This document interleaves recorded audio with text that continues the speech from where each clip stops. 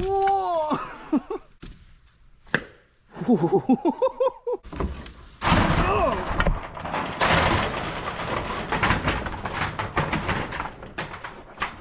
If he does, that'd be amazing. And then you could get like some cool angles behind him too, you know? Mm-hmm. But otherwise, he will come after you. And he's... Little chase? Oh yeah, he's one you want to run away from. Okay. I shouldn't try to stop him? I cannot stop him with one hand. Okay. So like, you know, you're gonna have a stick. Yeah. Right?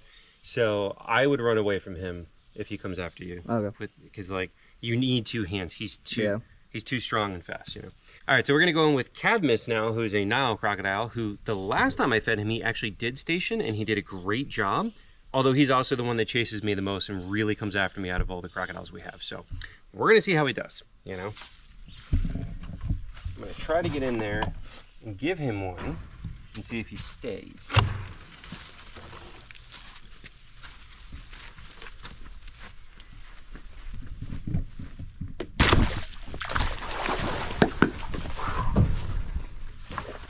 Yeah, just back it up,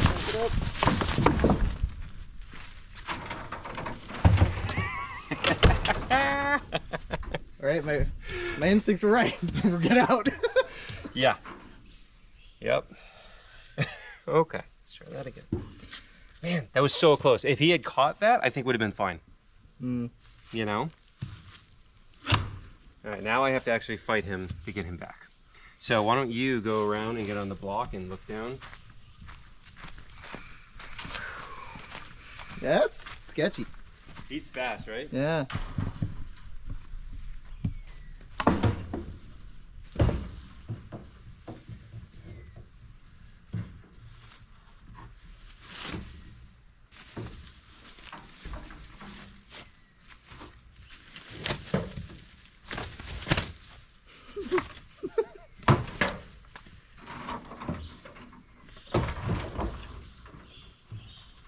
Hard to get the stick to be able to touch him while not like totally blocking myself in.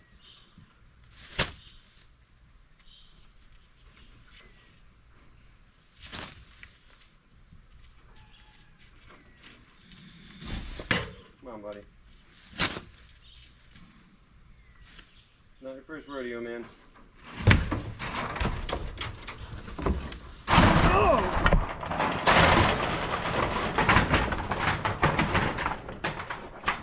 Good over there? Yeah, it just scared me. Alright, you're next. Chill. You're next. Be patient.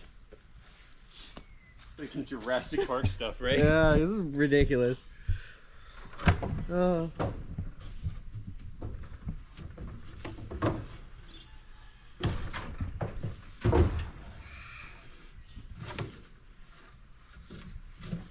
Since I don't have a mic, do you want to say how where they came from? They were not, they were just fed through like a hole in the fence? Or not? I mean... I can't ask George to speak. Yeah.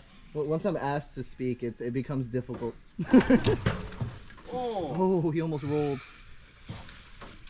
A lot of these guys' behavior kind of stems from their past lives, where they kind of just were fed through fences, you know? So they're not used to much human interaction to begin with.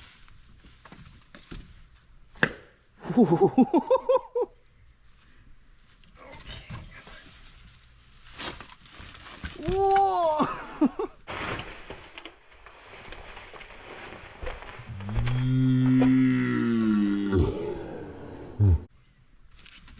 Man.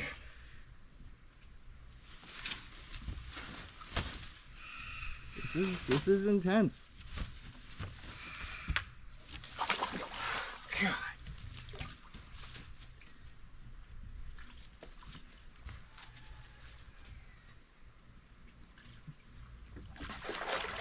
Oh! Do you want me to come in or? Not yet. Ew. Right there. I gotta get him to get a piece in the water so he knows.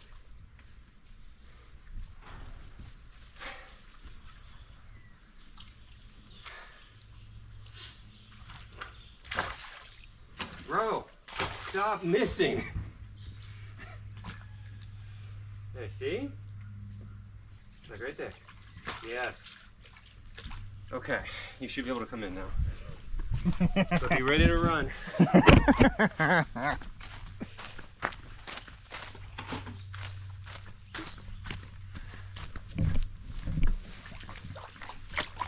See, now he's good. Okay. You'll be a good boy now, huh? Man. You had to roll, what, like 3 different times? Yeah. Don't get grabbed. Do not get grabbed. Cadmus. Cadmus. Can you come up a little bit? I want to toss it. Come in. A little bit. Cadmus. Ah, see? Your aim sucks, dude. Cadmus.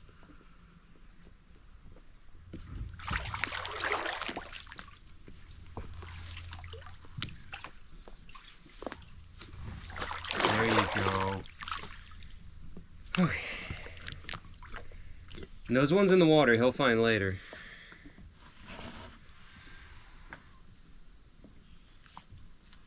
Cadmus.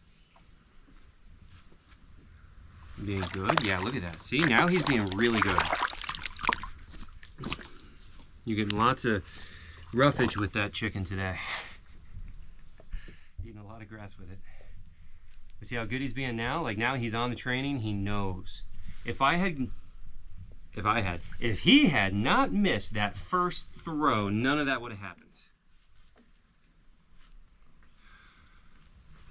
Cadmus, you come out a little bit? Cadmus. Come here. Look, there you go. So gentle now. So nice and gentle now. Cadmus. Good. Being such a good boy now.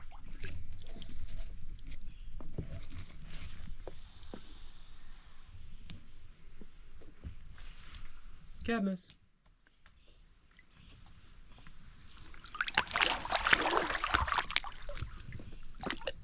Yeah, it's incredible. He just went from like death rolling, crazy, charging after me, and now he's being so good. He's stationing so well, on point, training going excellent.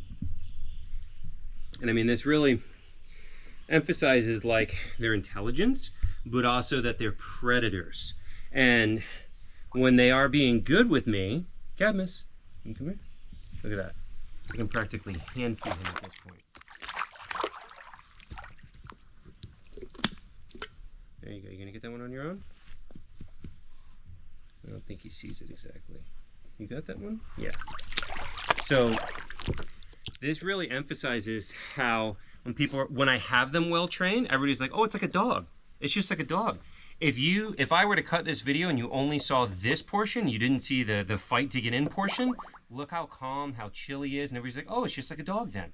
No, it's not like a dog at all. The training is very similar to training a dog. It's positive reinforcement training, get him to station over here. Like the training aspect is, but the mindset of the animal is completely different. And the idea that like, as soon as you go off training and things aren't going the way that they're supposed to, you are now prey. This is an apex predator and he's going to try to consume you. And like, that's a totally different vibe, you know? But now he's perfectly happy and he's fine and we're doing great now. Cadmus. Look at that. Look how gentle he is now. There you go. 5 minutes ago, he was trying to death roll this stick.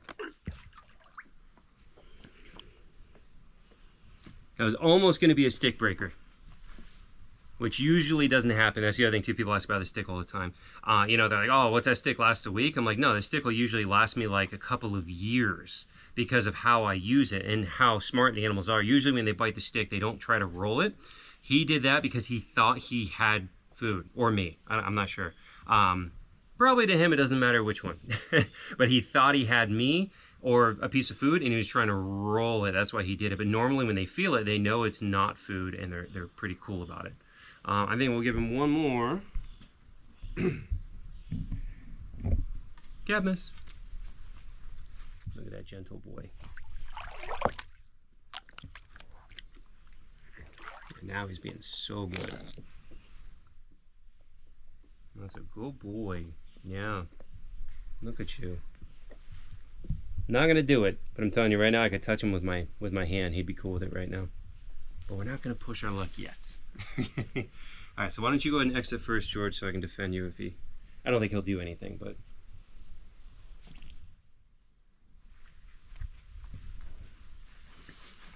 Oh, I missed the crazy workout.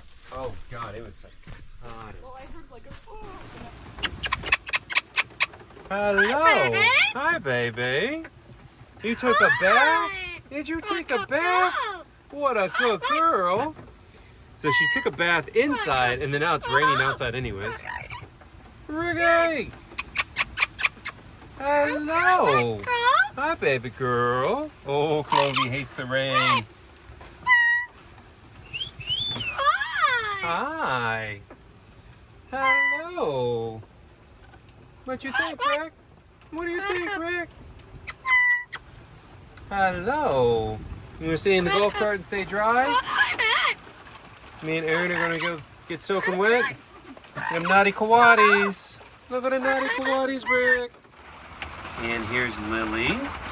So she's one of our South American coatis. Eating her food in her lockout. So the coatis all go in their lockouts and eat. That way they don't steal each other's food, and it gets them out so we can go in and clean. We've got cantaloupe, a quail egg, freeze-dried raw chicken, strawberries, super worms, grapes, butternut squash, broccoli, some normal chicken, not freeze-dried, and then also some, what do you got, raisins, some walnuts, a whole bunch of good stuff. Here are the Patagonian Maras. They are not happy about the rain either. You guys have a roof. What do you care? Look at them. They're like scared. It's just rain. You got some nice food here. You want that? Just a little rain. You guys have a roof. You're perfectly dry.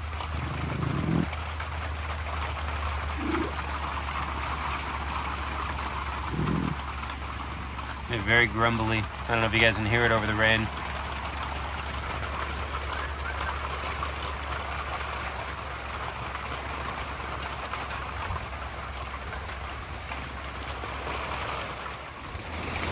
Now we're feeding the foxes. They got chicken drumsticks, so they took them and ran. They've got chicken drumsticks, they've got strawberries, blueberries, superworms, some freeze-dried raw duck, I think that is, cucumber, chicken hearts, a bunch of good stuff. There's Hazel in the back with her chicken drumstick, and then Shippo is up here. And then as I walked through their doorway, a good-sized centipede fell out of the door frame onto my arm. So, didn't bite me or anything, thankfully, because they have a very painful bite. But the joys of living literally in the middle of the forest, guys. So, and a lot of the doorways, we get wasps all the time. You guys, if you've watched the vlog, you've seen me get stung by those quite a few times. I've had quite a few spiders fall out of the doorway onto me. Some of them like big as your hand. Lots of cockroaches come flying out. And I mean flying, like they fly, land on you. All that kind of stuff's pretty normal. That's the first time I've had a centipede come out though and land on me. And look at these dogs. They hate the rain. It's not even raining. There's a lot of thunder. It rained heavy for a minute. It's pretty light now. It's like bands. It's like real heavy and then light and then heavy and light. But anyways, it just always cracks me up. Like they look like they're being abused by being in the rain when they have an entire back porch of the house that they can go hang out on. And then if you didn't know, they come inside with us at night. During the day, I mean, we're outside, they're outside. You know, so like basically almost my entire day of daylight is spent outside and the dogs are with me all day. And then when we go to bed at night, dogs come inside at night too. So they're not forced to be outside all the time, but if they want to, they do have an entire back porch of the house. And instead they sit here and look like they're being abused in the rain. Cue the Sarah McLachlan. Here's Little Dew, the African crested porcupine.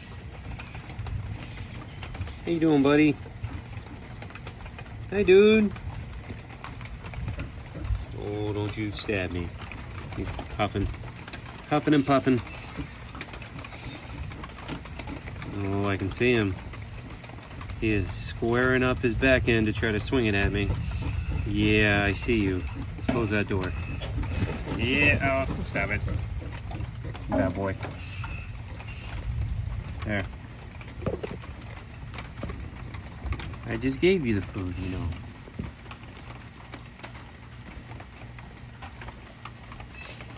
That is one thing about animals, guys.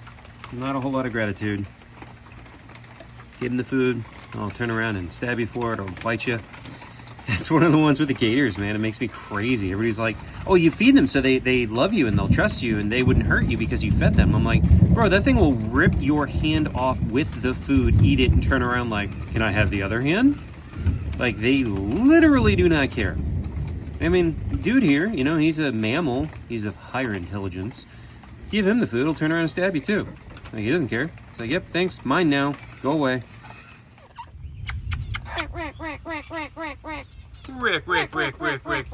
Rick. Hi. Oh, you a big wet bird, Rick? You a big wet bird? What a good girl. Hello. Hi, baby. We gonna go feed the finches now? Yeah? Oh, look at these goofballs. They're all wet. Wet, muddy dogs. Wet, muddy dog. And here are the finches. Coming down for the food now. So there's our double-barred owl finch in the center. Got some red-headed parrot finches, blue-headed parrot finches. There's a spice finch, and then lots of zebra finches.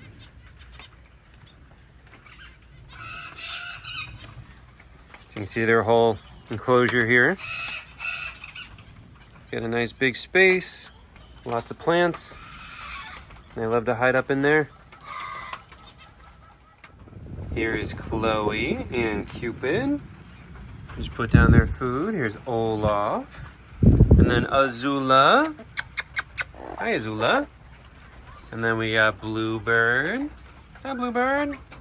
And then we got Suki. Petrie. Oh, you big chicken. Petrie. There you go. Oh, you missed. Petrie.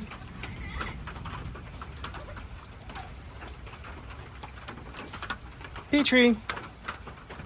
There you go.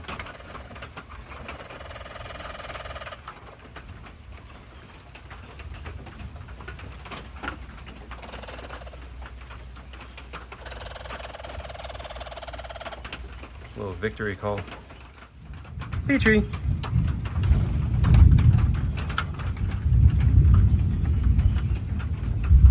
So see all that block on the wood next to that perch there?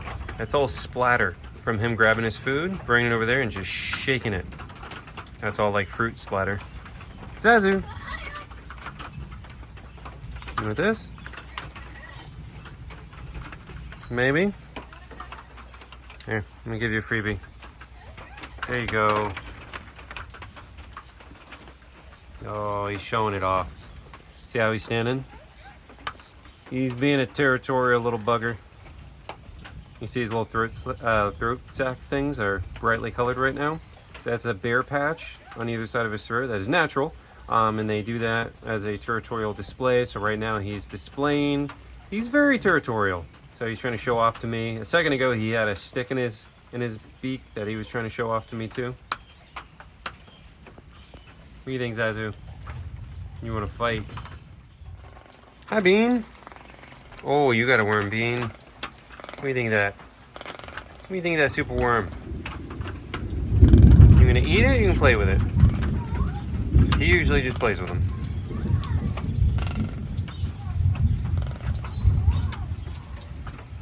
You're Ricky too.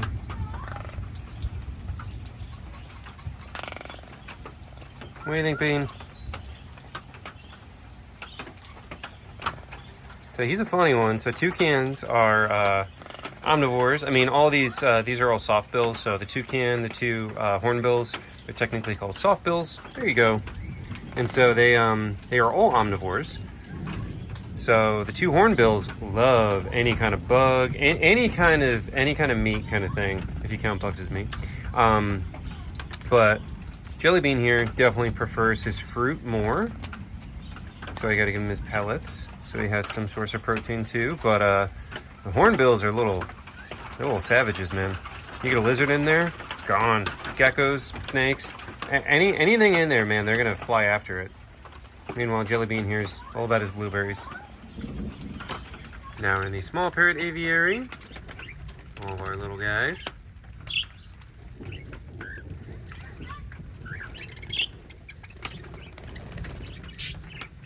Here's Candy. Hi, Candy. Got Tango also on my arm. Oh, and now Candy's up on the phone.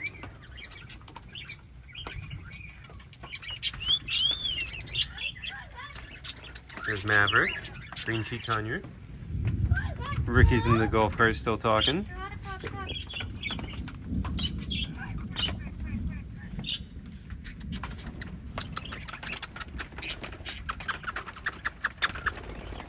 So much drama with these parakeets.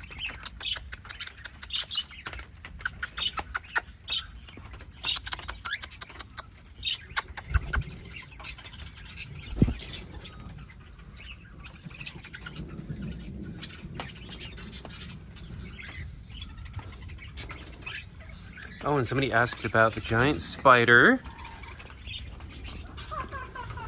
Thought I was the only one fascinated by this thing. But it's still up there. It still has a huge egg. And the spider is also itself still very huge. So, it doesn't mess with the parakeets or any of the birds though. That's a big spider.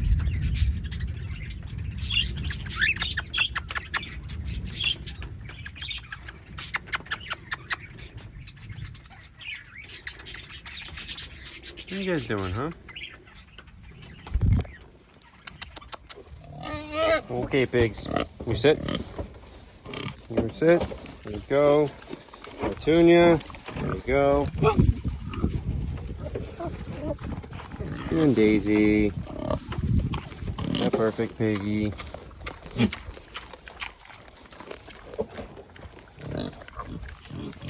You sit.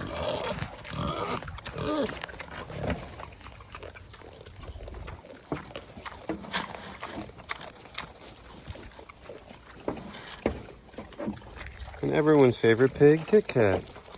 You were not a pig.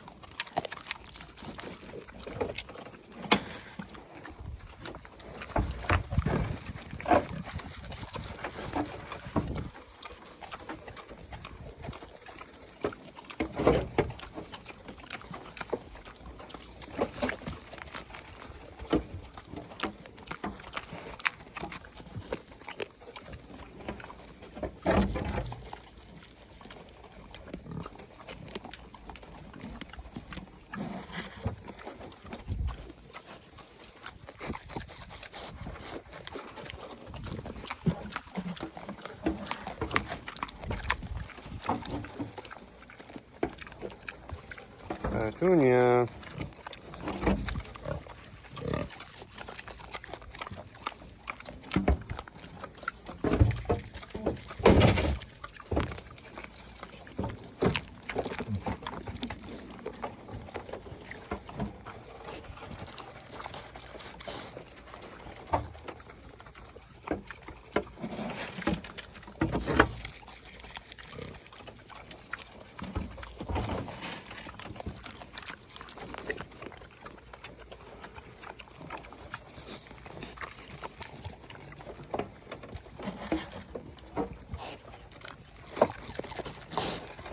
And here are the little piggies. Old Wilbur. You got food all over you, Wilbur. Look at you. Hey, Molly. Molly's solid. Amy's solid. That's a big pig. And Puddles in the back. Puddles is the least friendly. Oh, there goes Daisy. Loop. Under the fence. Oh, Daisy. You're scrounging? No, don't wipe your nose on the lens. You scrounging? Oh, you scrounging? There's some in there. I think there's some in there. Or you could try to get some from them.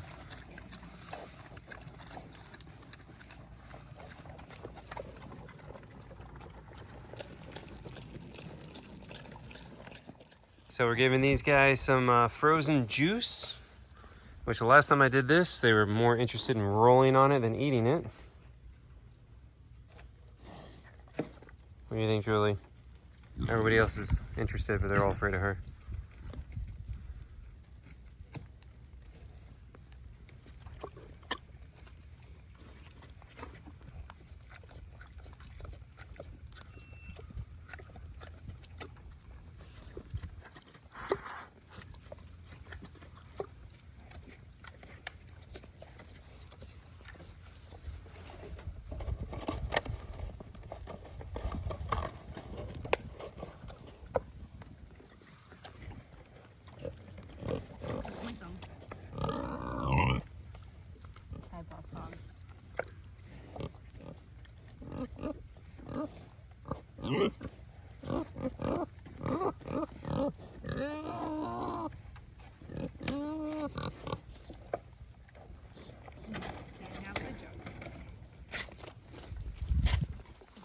Wow.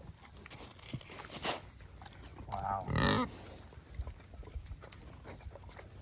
Come on, camera. Always a good tune.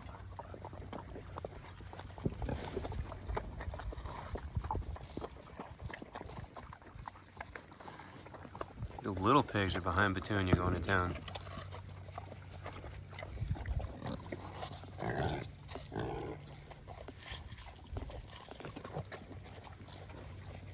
Poor pig.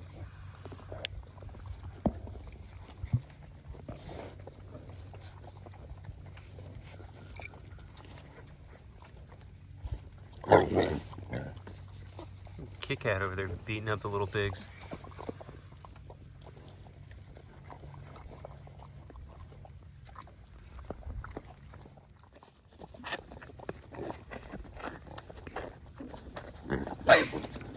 Kit Kat.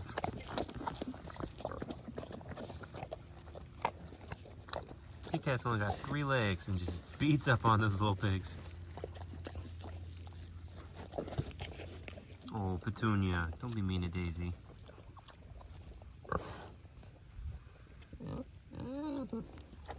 Julie is like licking Petunia right now. Petunia likes it. Like, what are they even doing? What does that mean?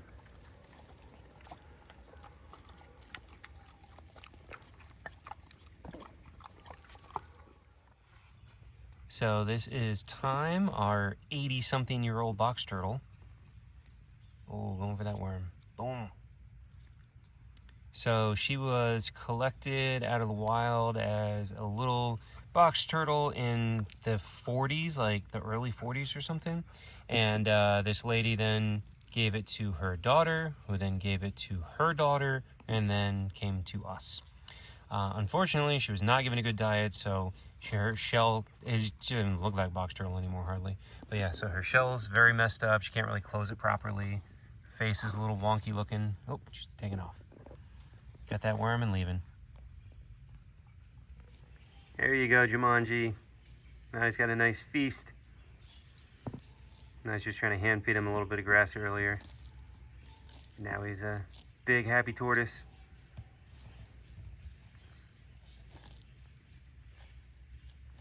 So as big as he is, and how big is he? I think he's like 200 pounds. He is a big tortoise. And he's only like 21 years old. He's not that old. And he's an African spur thigh, or also commonly called a sulcata, which is interesting. It's commonly called a sulcata because sulcata is part of their scientific name, not their common name. So, whatever. That's just interesting for me as a nerd. But anyways, he's chowing down. Very happy.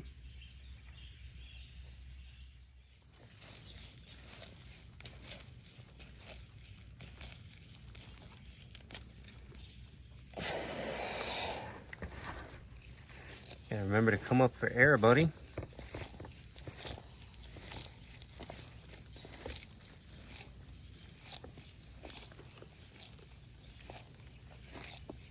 Here are the Aldabra tortoises. So that's the second largest species of tortoise in the world. Even though obviously these are young ones. Chowing down. You goofy thing. What are you doing? What are you doing? These ones actually like to be pet. And they'll do this behavior that's called finching, where they will sit up like that for you to pet them. And they call it finching because little finches will come and pick little ticks and bugs off of them in the wild. So this is a natural behavior for them. It's really cool.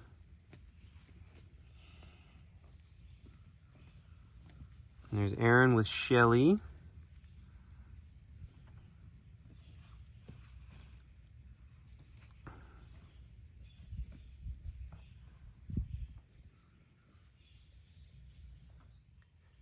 There's one of our little Russian tortoises chowing. And then here is one of the Galapagos tortoises, the largest tortoise species in the world. Obviously another baby. And there's a wild Clovey. Oh, pretty girl.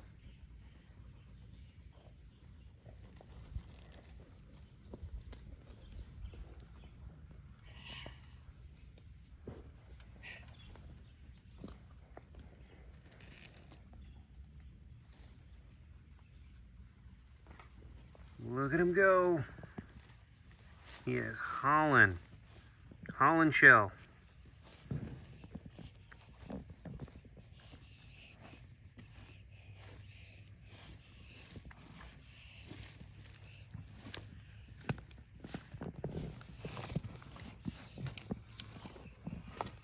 You went past the food, man.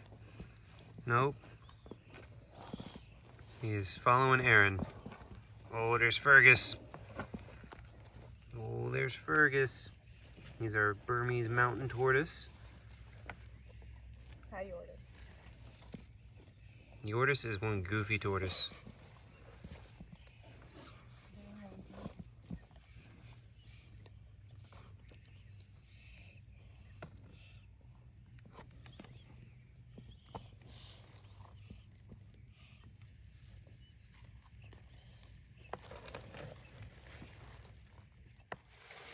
Alright, now I'm in the beaver enclosure, so I just put down their food bowls down there. You see the water is, well, it's a little brownish from the tannic acid of the leaf litter they drag in there, but it's pretty clear, actually. The waterfall has been running, it's working the whole time. This thing's doing great.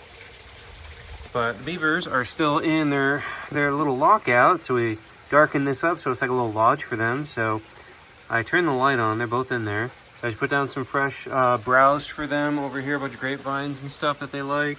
And we'll leave that to them. They'll come out in a little bit. Here's Sierra, the fennec fox. Chowing down on a freeze-dried chicken heart.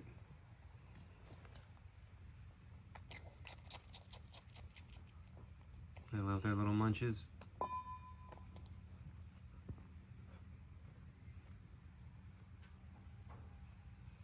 And then Jet, where did he just go? He was right next to me eating out of that food bowl. Oh, nope, there comes Jet this side. Okay, whatever. You guys can trade. You guys are crazy.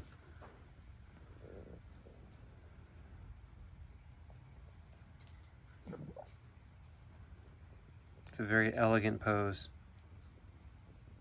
Very beautiful pose. You look like some decrepit old fox, you know.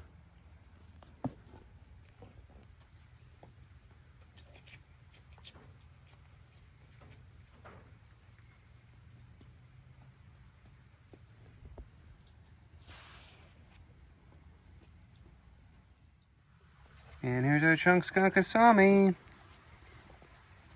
So she's got super worms and walnuts in there. And she'll be going crazy over. She also got okra, peppers, freeze-dried raw chicken heart, green beans, blueberries. What is that? Apple. Bunch of good stuff.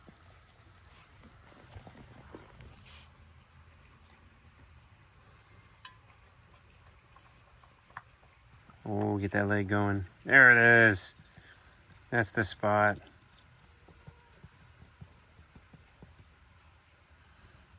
That good girl. Oh, this good girl. Look at that tail.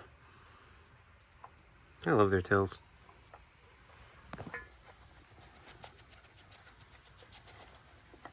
Hi, Calusa. You want this?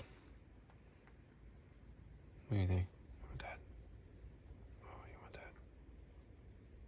No, maybe. Too early. What do you think? You want that? Oh, she's thinking about it. You want this? There are the neighbors' dogs murdering each other in the background. That's the only thing about this location. I love where we have Calusa out here because I'm gonna put her mouse down on her log, but it's like out here away from everything, but there's the lake right there, and on the other side of the lake the neighbor has these dogs in a cage where they just scream like they're killing each other all the time.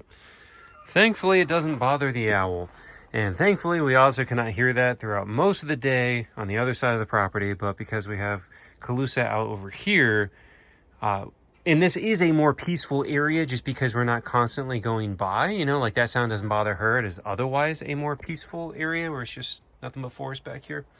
But that's far, but it's on the other side of a lake that's open, so the sound really carries across. But anyways, cannot tell you how much that bothers me.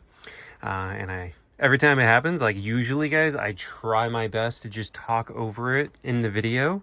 But yeah, sometimes it is just like, I just end up deleting the video anyways, but for this one, oh well. Anyways, Calusa is our non-releasable barred owl that was struck by a car and has a permanent wing injury. And then she also has glaucoma and cataracts in that eye, so I have to give her eye drops twice a day. She's been taking the mice from my hand, but I guess not today. But I put down her mice for her and we'll leave her to eat, and we'll go ahead and end the video. Thanks for watching.